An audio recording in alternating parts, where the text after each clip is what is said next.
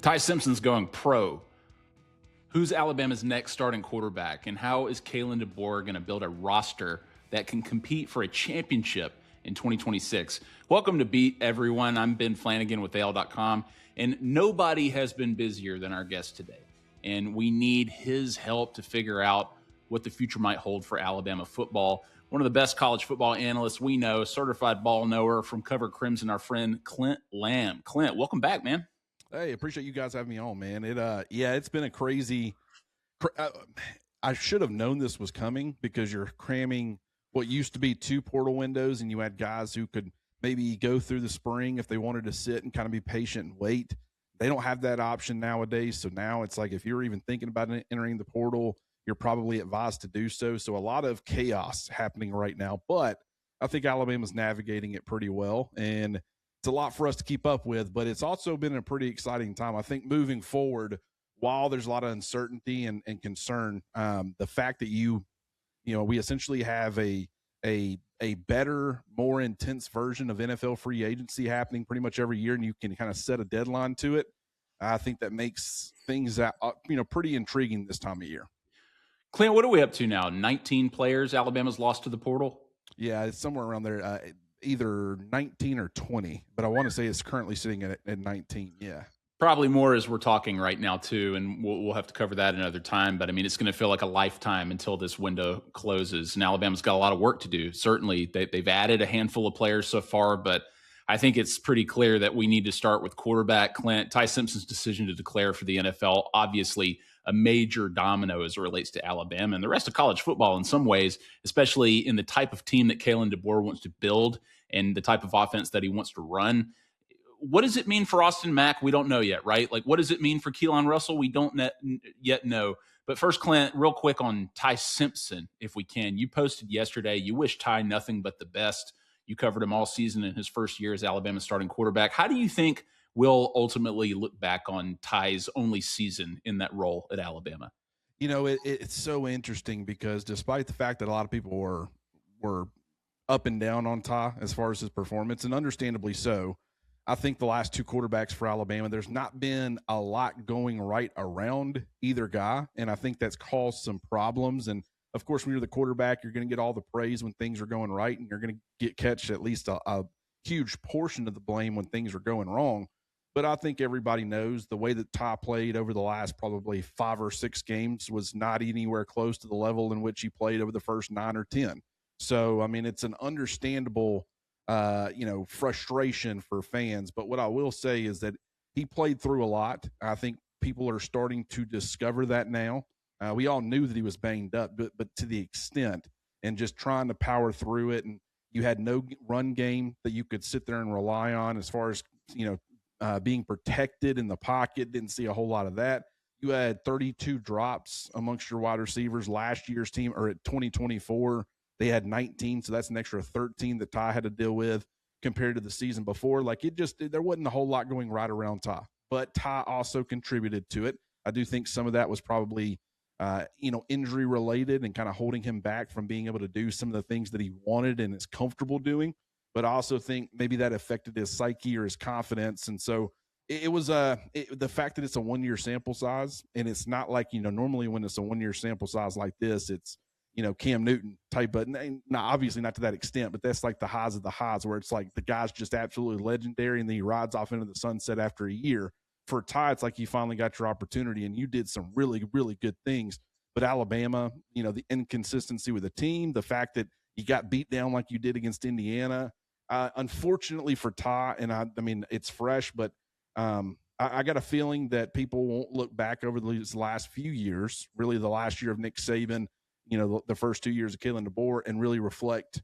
I'm sure there'll be some people that are appreciative of what those 2 quarterbacks did, but as far as the masses, I'm sure there will be some criticism that will always be mixed in there. But I also feel like it was unfair for Jalen Milroe last year to an extent, and I think it was unfair for Ty Simpson this year. But what I will say is I think Alabama remains in pretty good shape at the quarterback position moving forward.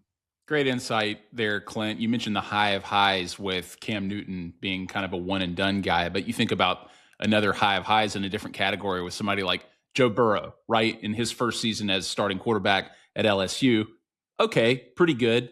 Nothing compared to what he did his second year when he had a year under his belt then in 2019. And I wonder if Ty would have made not that great a jump, but a similar jump after having a year and a season in the SEC and playing at a high level under his belt. We'll never know now, I don't think. But, I was a little disappointed. I look back on Alabama quarterbacks who were one and done just because they ran out of eligibility, like Blake Sims. I would have loved to have watched another season with Blake Sims, or even Jake Coker, right? Led him to a national championship. He was a fun quarterback to watch because, I wanted to see Ty play more football at Alabama. I enjoyed watching him. I think it would have done him a lot of good too. And I think in that scenario, which we're going to get to here in a second, you have a really seasoned returning starter who can maybe level up potentially. And then you've also got, all likelihood, Keelon Russell is your backup, and he's getting the necessary reps and experience needed for a guy who will be the guy in 2027. But we move forward. We look at who's next. And Clint, it's really interesting now because we're kind of back to square one at the position in a lot of ways. We have uncertainty. Austin Mack was the backup. We saw him in the Rose Bowl when Ty Simpson went down with the injury. So conventional wisdom might say that he's second in line. He's going to be the guy next year. But, what have we heard about Keelon Russell ever since he was recruited to Alabama? I mean, this guy is the future at Alabama. So do they risk not giving him that opportunity if it means that he potentially transfers to play somewhere else? Russell has been pretty emphatic about the fact or plan that he has to stay at Alabama and play at Alabama. Mack was a little more non-committal, let's say, after the Rose Bowl. He alluded to staying in Tuscaloosa, but it seemed like the door was kind of left open, waiting on whatever Simpson was going to do. So, Clint, what do you think Alabama's going to do at quarterback next? Yeah, I love how everybody tries to make Keelan's decisions for him. You don't let him speak for himself, and then he tells you one thing, and you're like, we don't believe you. We think if you don't get the starting job or you aren't handed the starting job, you're going to transfer. And some people even try to do that this past year when he was a true freshman, which never made sense to me. Everybody said, hey, if you got a phenom like this, a talent like this, if you don't start him year one, he's going to enter the transfer portal. And the numbers, the research didn't back that up as far as a lot of your other star quarterbacks. So, I'm going to continue to, allow him to speak for himself, and we'll react to that. I do think, it is very fascinating. The whole entire quarterback situation, everything you just said about Ty makes complete sense. And there will be a lot of discussions as far as the number of starts and experience that he got on the college level. And, my question is despite it being, in my opinion, pretty crystal clear that returning could benefit you, why did he leave? Because I understand that he got a lot of, they called around to GMs apparently, and GMs all said that they felt like he was a first-round quarterback. That's fine, but there's a difference between top 10 money and going in the back half of the first round. You could always slide out of the first round. If we recall, Jalen Milroe, according to a lot of people, he was projected as a first-round draft pick when he entered last year. I'm not trying to add layers to this entire thing. It doesn't really add up. It doesn't make sense. Why was there so many rumors about Ty Simpson potentially entering the transfer portal and ending up elsewhere? Now, there was other people that pushed back on that and said, hey, if it's not the NFL, it's Alabama. Well, why were those rumors even existing? These are questions that I ask, and I don't have a definitive answer, but I do remember talking to some people and getting this sense last year following the 2024 season that Jalen Milroe, he was not ushered out the door, but as far as his spot at Alabama, it was like it as far as NIL money and just having the funds to be able to bring him back based off of what you were planning to bring in with Keelan, and you would still have Ty and you would still have Austin Mack. It was kind of like, we don't really have the ability to bring you back. So for Jalen, it was the decision of, do I transfer or do I enter the NFL draft? He, like Ty, made the same exact decision.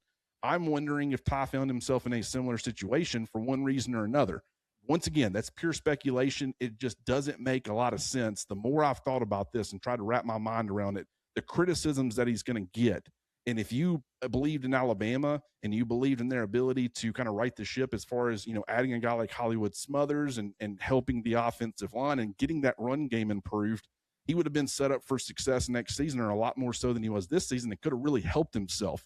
So normally people like that who are in that position, they don't go ahead and declare when there's so much working against you from a historical standpoint with guys who have limited starts in the NFL. So I know I just went on a tangent there, but it just has made me kind of wonder, and part of that could be alluding to or kind of signaling what this coaching staff feels about the next wave of guys, whether that be Keelon Russell or whether that be Austin Mack. My guess, which, maybe I'm off base here, but my guess would be Keelon. When you hear the things that Ryan Grubb said about him all throughout the offseason as a true freshman, he's going through these growing pains and he's going to have some ups and downs, but just the way that he raved about him all throughout the offseason, it led me to believe or confirmed really what we all knew, which is that this guy has special talent and special ability. And I think in some ways the coaching staff is probably excited to be able to work with that and see what they can do with it, especially now that he's been in a college program for a year. He's seen a lot of practice reps. He's gotten better.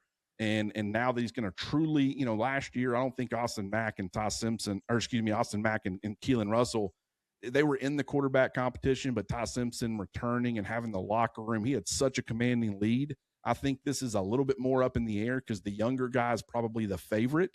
But Austin Mack will continue to get all the opportunities. But it's certainly created an interesting offseason talking point for all of us because we know that what this offense is capable of. It has fallen well short of expectation, for each of the first 2 years of the Kalen DeBoer era. But I'm still hopeful that they can get this thing back on track. And if they can, the quarterback in this system or in this offense can have a ton of success. And so I'm excited to see what that ends up looking like, whether that be under Austin Mack or under Keelon Russell. Both officially Kalen DeBoer guys, right? Like we've seen the list of players who were recruited by Saban. That's dwindling. It's finally fading away. And this is, and it has been now, but like really, truly officially Kalen DeBoer's program.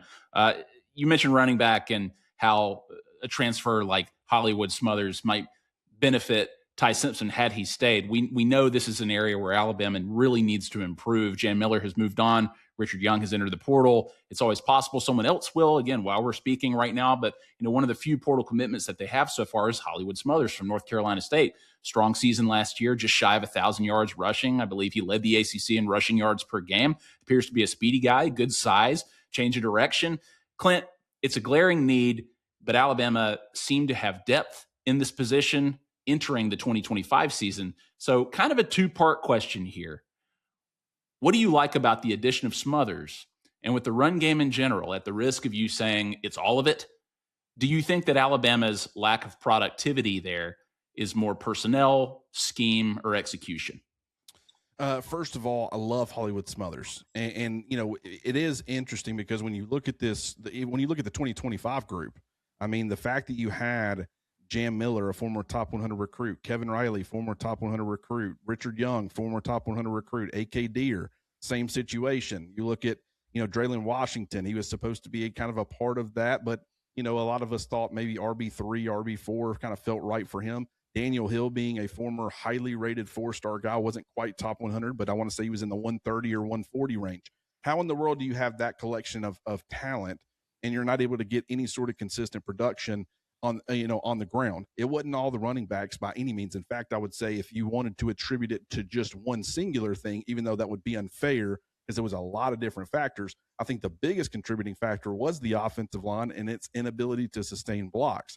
But the running back, sometimes holes aren't going to be there. Sometimes you got to create on your own as a running back. And sometimes the holes were there and guys just weren't always seeing it. And they were maybe not pressing enough and being aggressive enough in how they were playing the position. I think that led to some inconsistencies with that group. I will say this. I think there was a reason. If you can kind of take what the coaching staff, how they feel, you can read between the lines a little bit. As soon as the transfer portal opens up, what's their first target? It's a running back. Now, granted, they had already added the tight end. That was once again, is going to help improve the run game out of Oklahoma State. But, as soon as the portal officially opens and everybody's now available to you, they're immediately targeting a high-profile running back. They're getting him on campus, and they're making sure to secure his commitment. I think there's a reason for that. I think when you talk about Xavier Crowell, his ability to create as a player. Now, granted, can you just simply say that a true freshman is going to show up and be that caliber of player right out of the gate? No, that would be unfair. But he's got that kind of potential. And I think A.K. Deere with some, more development, I think he's got some potential there. So I'm excited to see what this running back room does in 2026. I do think it can be much improved. And I think Hollywood Smothers a new addition, and Xavier Crowell, another new addition. Both of those guys could end up making massive, massive impacts on this run game. But once again, while I am extremely high on both of those players, and I think you got some other guys who can contribute, that's far from the only problem when it comes to this run game. So they got to continue to work on the offensive line as well. Well, I was going to go to the other side of the ball, but you brought up offensive line. A big question mark now is obviously the offensive line coach, right? Chris Kapilovich, whether or not they move forward with him in that role, given the inconsistency of that unit all season. I mean, you lose Will Conformity to the portal. Now he's going to Texas A&M. Caden Proctor and Parker Brailsford going to the NFL. Jaden Roberts, Cam Dewberry, all eligibility. I don't know what you saw. I don't know if you saw this from former Alabama offensive lineman Alphonse Taylor online. I always like to keep an eye on what former players are saying about the current program. But he said, quote, "I haven't done a double take on a guy that's entered the portal yet. Having the A on your resume gets you paid even if you didn't produce," end quote. He also said, quote, "There's not one offensive lineman that's leaving I will lose sleep over. We were soft, uninspiring, and inconsistent at best. A very far cry from the standard of football that I'm used to seeing from us up front. Culture in that room has to change," end quote. So Alphonse Taylor, former national championship winning offensive lineman for Alabama. You've got Michael Carroll staying, and that's huge. And Alabama's going to add Michigan offensive lineman Caden Strayhorn. But Clint, do you feel the same as Alphonse Taylor here? Does this unit need a complete overhaul? It absolutely does. Yeah. I mean, I don't think there's any doubt about it. And I look at the group and I start saying, okay, Caden Proctor, is elected to enter the NFL draft. You got guys like Ola Salinen, who is, I think he's going to do well at Kentucky. I really do. I like him as a player. But he enters the transfer portal. You look at Rock Montgomery in the transfer portal. You look at Cam Dewberry, a bigger body guy, exhausted all of his eligibility. You look at Geno Vandermark.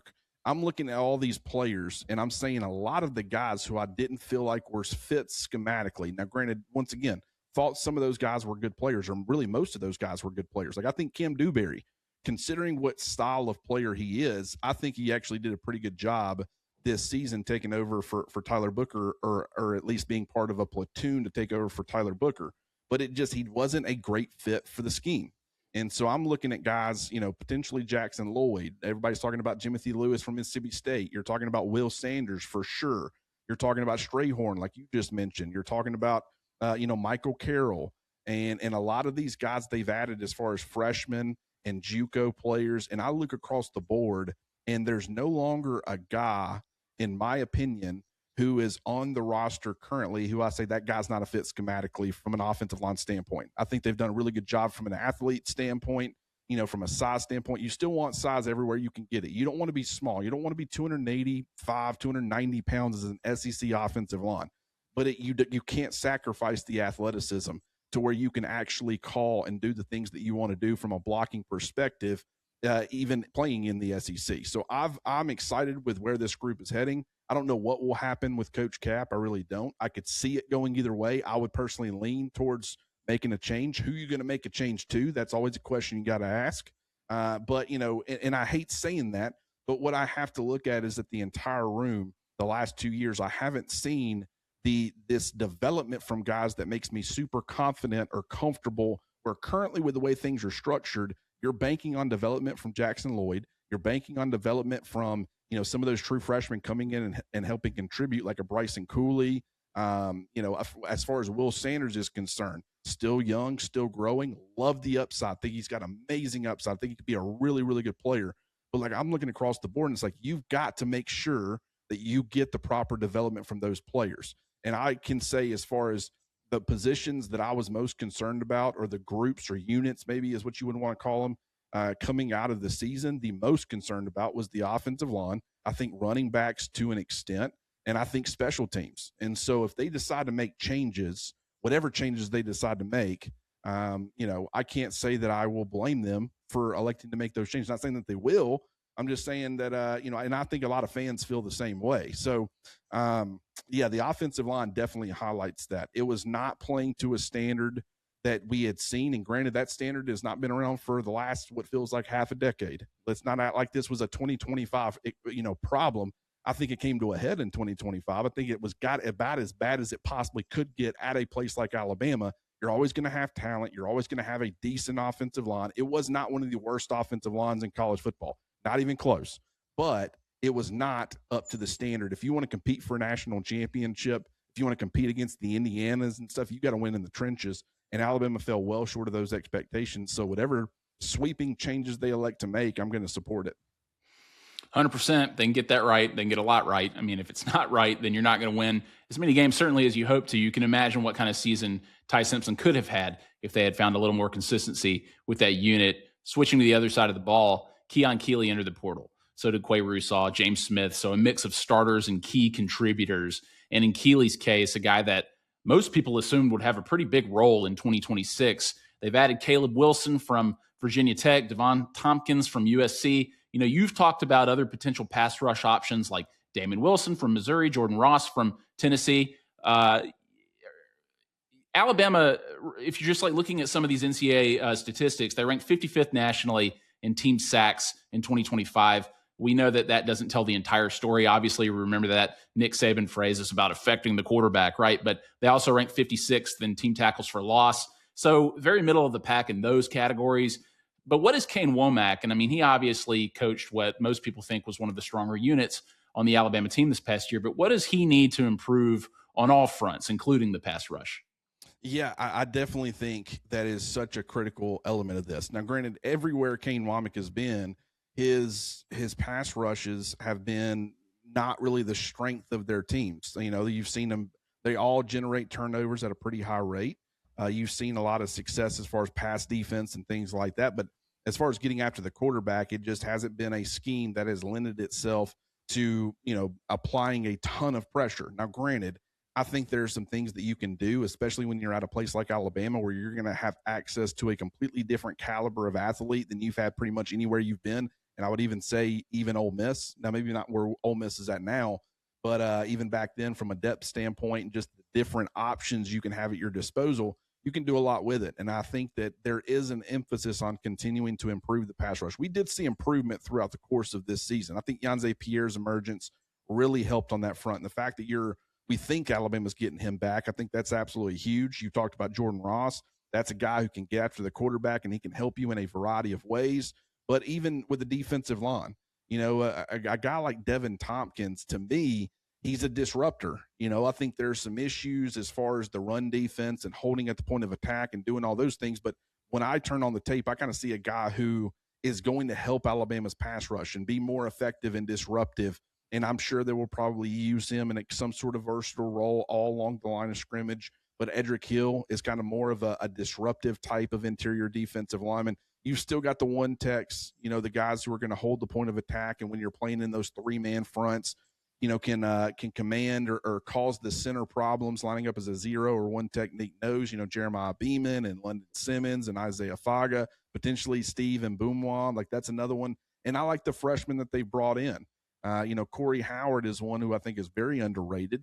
You know, Kamarion Johnson is a guy who has played out on the edge throughout his high school career, but I think he's probably going to be more of an interior player. Might take him a little bit of time, but he's got some disruptive traits. I think when you look, there is this going to be this emphasis on creating more backfield disruption from a tackles for loss standpoint, from a sack standpoint. And so I'm excited to see what they end up doing with it. But what I will say is I still don't think that they're done. You know, I think they still are going to need to continue to add, whether it be on the interior or, you know, at Bandit right now, you got Jordan Renaud, you got, you know, Cavante Henry, and you've got some true freshmen. Maybe Nolan Wilson starts off there. Jamarian Matthews is a guy I'm extremely high on. I do think he's going to end up contributing in year one, but you need to continue to add more bodies to that defensive line room because, once again, just like we were talking about with the offensive line didn't have nearly the same struggles as the offensive line, but Indiana whipped you in the trenches really on both sides of the football. So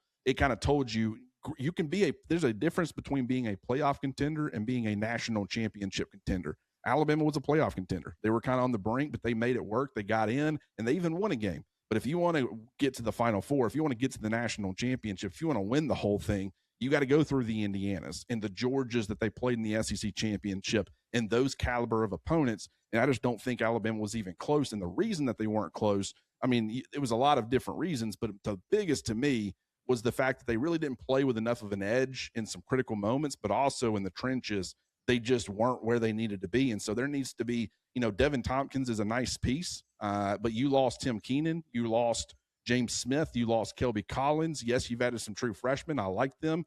But, I mean, I think from as far as getting an improved defensive line play, you're going to need a little bit more. I even didn't mention LT Overton because he's a bandit, but that's another one. Very disruptive. Didn't always finish with sacks, but like that's probably a day 2 talent that you're losing off your roster. You need to do more to not only get back to where you were as far as, your defensive front, but to really get in a more competitive state. So I'll be curious to see how they continue to attack the portal. Yeah, just a couple more, Clint, and a follow-up to that. I mean, at first glance, these days, it always looks like the dam is breaking. Guys are leaving. Alabama suddenly seems depleted, but that's just the reality of the sport now. We've seen that more than 30% of college football is in the transfer portal, and that's alarming at first, but, it's the new normal now. So when guys leave, you go find guys like everybody else does. I mean, that's why Vandy is suddenly competitive nationally, right? That's why Indiana and Ole Miss and Miami, these guys are able to these teams that are still in the playoff, they've had success recruiting in the portal and rebuilding their rosters. But, when you do see guys like Keeley, Rousseau, and James Smith hit the portal, you think, Alabama has a lot of work to do if these guys presumably end up leaving. I wonder if you saw what Clinton Dix posted. My colleague, Michael Casagrande, he's got a good column about this today. He said, go watch the tape. This is Clinton Dix, quote, "Go watch the tape and tell me what guys y'all are upset about leaving based off of production. I'm in the office all day. I'll wait," end quote. Now, this is an active Alabama football program staffer saying this publicly, right? He's the director of player development, for crying out loud. But what kind of truth do you hear in what he's saying, Clint? Do you agree with Number one, I know, I'm sorry we do this. I know it upsets fans. We're probably going to do it for a very long time, but my first thought when I saw it, I guess my first thought was, man, I think he's onto something here. Something clicked for me when he said it, to be honest, as far as we had heard, Ryan Grubb talk about this is a production-based offense. And if you're not producing, we're going to find somebody who can. Well, you only have so many options in season that you can turn to. Now you got a bunch, what you just talked about, 30% of college football is in the transfer portal right now. So if you feel like you need to go get more production, you can go try to find more production. But, my second thought after that was there's no way Clinton Dix ever tweets anything like this under Nick Saban. It wouldn't have happened. And then so that it's the difference in how they lead and stuff. And I'm not saying that, DeBoer's going about it the wrong way, but I think there was some truth to it. If you're paying, and I know that I've been using James Smith as my example here, but he's a 5-star player and he had flashes of brilliance. So I think a lot of fans weren't happy with the fact that he entered the transfer portal. He's one of the bigger names. You can maybe make the same argument for Keon Keeley.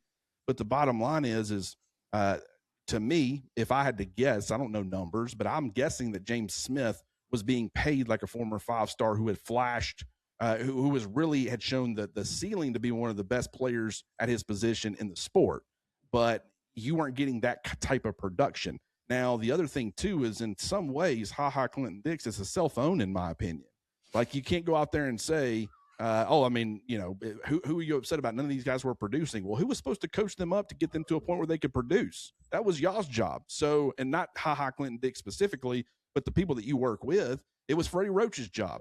And so I understand that there's some level of that where guys are going to fall short of expectation. Not everybody's going to live up to, the standard that is set in front of them. But at the same time, for these coaches, they also got to understand some of that is, hey, if you can make a bunch of changes with your offensive line. I understand that a lot of that needs to be done. You need to get the body types in there, the guys that can operate and do the things that you want to do offensively.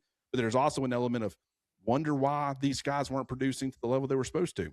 Maybe it was the guy leading that room. So, I mean, and granted, that could be going on. A lot of fans have been getting upset and saying, why aren't we seeing staff changes and all these things? It's like, well, I mean, it's the transfer portal right now. It's a couple of week period where a bunch of guys are entering the portal. You don't want to create more chaos for yourself where you're bringing in all these new offensive linemen. There's a lot of turnover happening. The last thing you want to do is not have an offensive line coach, and you haven't established who that's going to be yet. And all these recruits are asking, who's even going to be coaching me, on a day-to-day? And granted, it could be kind of a, the rug out from underneath some guys as far as thinking Coach Cap's going to be your offensive line coach, and then you get there and it's someone different.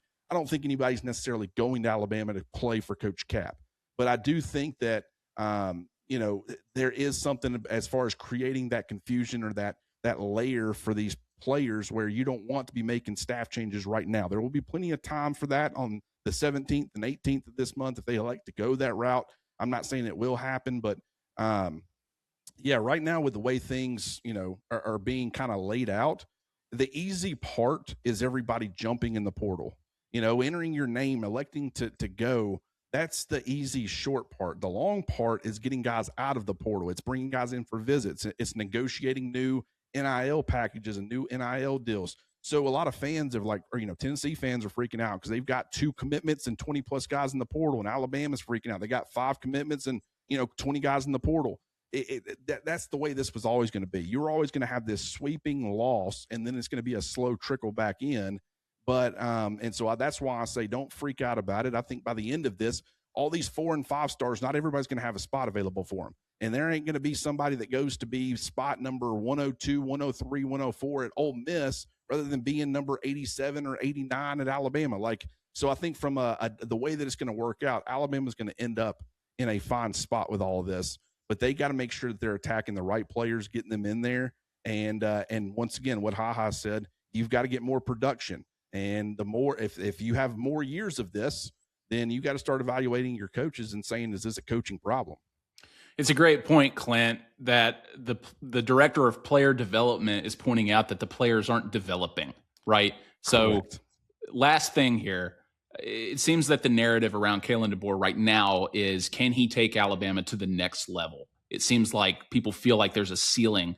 Once they line up against the top-ranked team, there's distance still between them. And I think what a lot of people are also failing to consider is that he did take the program to another level from year 1 to year 2, right? Correct. They didn't win a championship, so people dwell on what all else they didn't do or what they did wrong.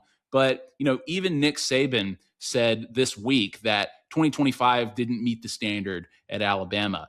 On the Pat McAfee show, he said, quote, "I'm hoping they get the ship going in the right direction here. It's not bad to get in the playoffs and finish in the final 8, but not the expectation around here, which is tough to live up to sometimes," end quote. So, Clint, there's a lot that DeBoer can and should do to take the next step. You just talked about some of that. But do you see anything fundamental that needs to change for that to happen? Or do you trust that DeBoer's approach, based on the progress that he's already made, is right? I will say one of the number one things for me is don't confuse being super physical in practice and on your players in the offseason for mental toughness and playing with an edge. I think they really wanted to instill toughness in these guys, but was it mental toughness? I think they put them through the ringer. A lot of fans, they've pointed to the strength and conditioning program, and they're not big and they're not strong enough and they're getting pushed around.